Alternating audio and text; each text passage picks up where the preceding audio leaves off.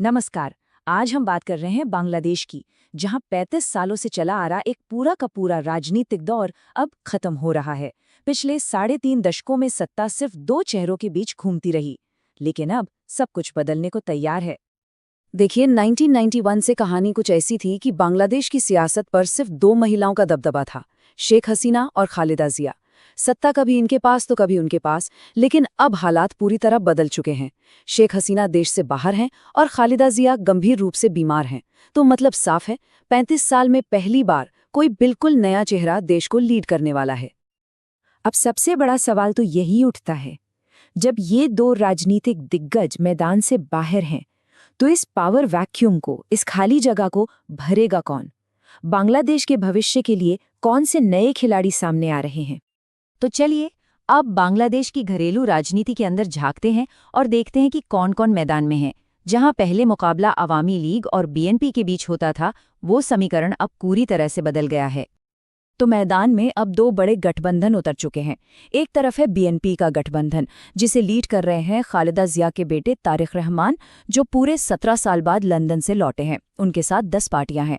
और दूसरी तरफ है जमाते इस्लामी का गठबंधन, जिसमें 11 पार्टियां हैं।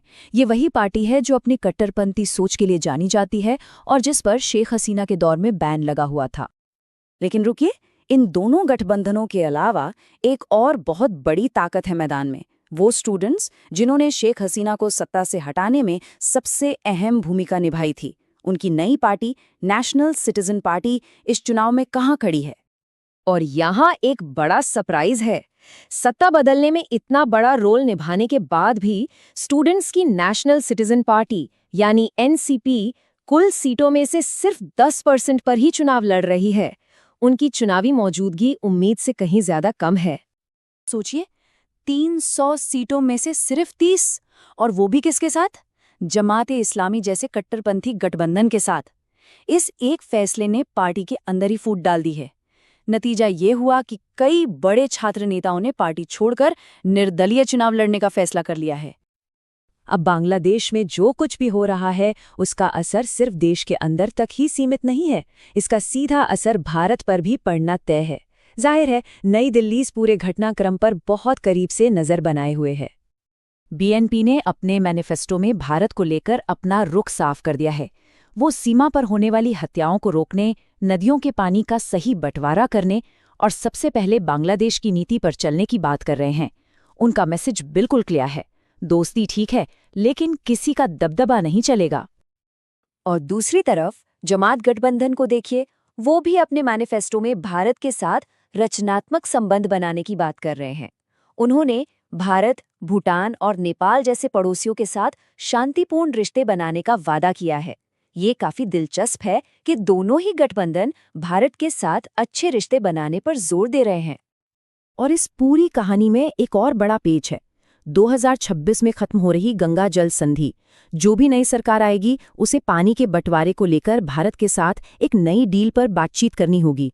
और ये मुद्दा आने वाले वक्त में दोनों देशों के रिश्तों की दिशा तय करने में एक बहुत बड़ा रोल निभाने वाला है। पर यह खेल सिर्फ भारत और बांग्लादेश का नहीं है। अब इस चेस बोर्ड पर बड़े बड़े ग्लोबल प्लेयर्स भी अपनी चालें चल रहे हैं, खासकर अमेरिका और चीन। बांग्लादेश अब एक ग्लोबल अखाड़ा बन चुका है।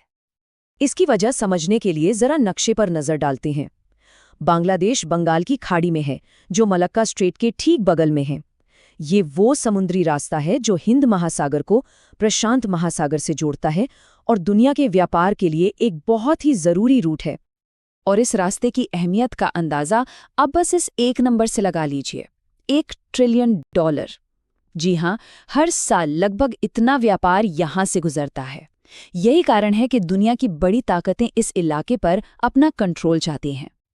और इस पूरी जियोपॉलिटिकल रेस का सेंटर पॉइंट बन गया है सेंट मार्टिन आइलैंड। अमेरिका इस द्वीप पर अपनी पहुंच चाहता है ताकि वो बंगाल की खाड़ी में निगरानी रख सके। उसने इसके लिए शेख हसीना पर दबाव भी बनाया था।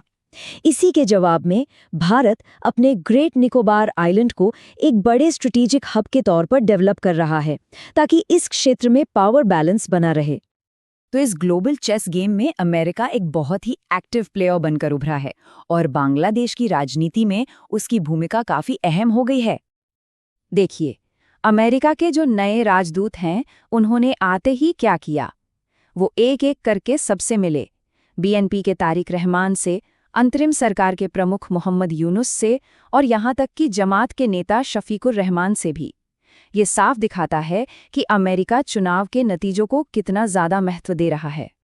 और जैसे ही शेख हसीना गईं, एक बहुत बड़ा पॉलिसी चेंज भी देखने को मिला। पूरे 8 साल बाद अमेरिका से जेनेटिकली मॉडिफाइड मक्के का इंपोर्ट फिर से शुरू हो गया। शेख हसीना ने इसे रोक रखा था, लेकिन अंतरिम सरकार के आते ही अमेरिकी मक्के की पहली खेप बांग्लादेश पहुंच गई। और मामला यहीं नहीं रुकता। अब खबरें आ रही हैं कि मोहम्मद यूनुस की अंतरिम सरकार और अमेरिका के बीच एक गुप्त ट्रेड डील पर बात चल रही है। सवाल ये है कि एक ऐसी सरकार जिसे जनता ने चुना ही नहीं, वो चुनाव से ऐन पहले कोई गुप्त सौदा क्यों कर रही है और इस पर गुप्त का लेबल क्यों लगा है? बांग्लादेश की पॉलिटिक्स को समझने के लिए उसकी इकोनॉमी को भी देखना होगा। देखिए, एक तरफ अमेरिका उसका सबसे बड़ा एक्सपोर्ट मार्केट है, जहां लगभग $6 बिलियन का सामान जाता है। तो दूसरी तरफ वो सामान सबसे ज्यादा चीन से खरीदता है, लगभग $14 बिलियन का। उसके बाद भारत का नंबर आता है। तो कुल मिलाकर बांग्लादेश के लोगों के सामने एक बहुत मुश्किल चॉइस है। जैसा कि सोर्स एनालिसिस कहता है, ये एक बुरे और एक उससे भी बुरे ऑप्शन के बीच चुनने जैसा है। एक तरफ बीएनपी है और दूसरी तरफ कट्टरपंथी जमात। और यहीं हम इस बड़े सवाल पर आके रुक जाते हैं। अमेरिका, चीन और भारत जैसे ताकतवर देशों के बीच क्या बांग्लादेश सच में अपनी संप्रभुता को बचाते हुए अपना एक आज़ाद रास्ता बना पाएगा?